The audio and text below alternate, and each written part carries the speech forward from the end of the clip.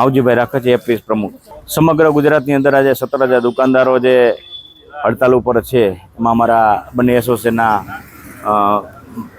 પ્રહલાદભાઈ મોદી સાહેબ, અમારા રાજભાઈ જાડેજા એના અધ્યક્ષ સ્થાને જે હડતાલનું આયોજન કર્યું છે એના બાબતમાં પહેલી બાબત એ કહી દઉં તમને કે હડતાલ છે તાત્કાલિક કરવામાં નથી આવી। અમે છેલ્લા 1 વર્ષથી પત્ર દ્વારા રૂબરૂ મળી અને અવારનવાર જે 20 મુદ્દાની બાબત છે 20 મુદ્દાની બાબત અવારનવાર અમે કરવામાં આવી છે, છતાં પણ અત્યાર સુધીમાં અમને એક પ્રશ્નનું સોલ્યુશન કરી નથી આપવામાં। ઉલટાના અમને નવા પરિપત્ર બીજા પરિપત્ર કરવામાં આવ્યા છે, એટલે અમે તાત્કાલિક હડતાલ કોઈ કરી નથી।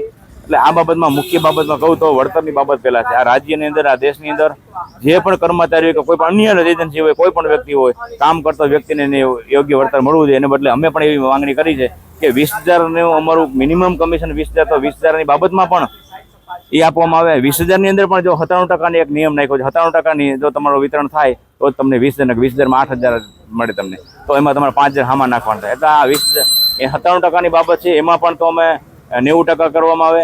એટલે બીજી બાબત એક છે સમિતિની રચના કરવામાં આવે છે। સમિતિની રચનામાં એવું છે કે 11 જણા તમારે અહીંયા હાજર રાખવાના, તો 11 જણા ક્યાંય હાજર હોય નહીં।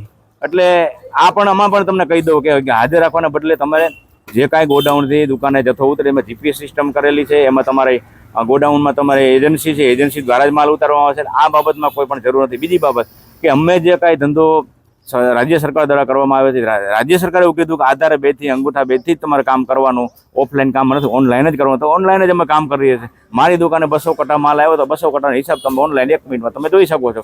આ બધી કરોડો રૂપિયાની તમારી પાસે સિસ્ટમ છે। તો આ બધી બીજી બાબત છે કે અંગૂઠાની સિસ્ટમ છે કે દુકાનદારનો જ અંગૂઠો હોય તો જ લેપટોપ ખોલે, બાકી ન ખોલે। તો આ બાબતમાં કહું છું એમાં પણ 1-2 જણાને બીજાને અંગૂઠો એના પરિવારનો બીજા અન્ય લોકોનો અંગૂઠો આપવામાં આવે, જેથી કોઈ બીમાર હોય, કોઈ બહાર ગયો કાતે તો એટલે આવી બધી જે સિસ્ટમો છે ઓનલાઈન પદ્ધતિ પારદર્શક વહીવટ છે, છતાંય પણ આવા બધા નિયમો નાખ્યા એનો અમને સખત વિરોધ છે। અને આ જે લડાઈ છે અમારા અસ્તિત્વની લડાઈ છે, અમારા હકની લડાઈ છે, અને જ્યાં સુધી અમને આનો નહીં મળે ન્યાય ત્યાં સુધી અમારે ચાલુ રહેશે। અને અમે બંધારણ રીતે અમને જે અધિકારો મળ્યા છે છેલ્લે અમે હડતાલ અને આંદોલન કરવાનું એ માર્ગે અમે જઈ રહ્યા છીએ।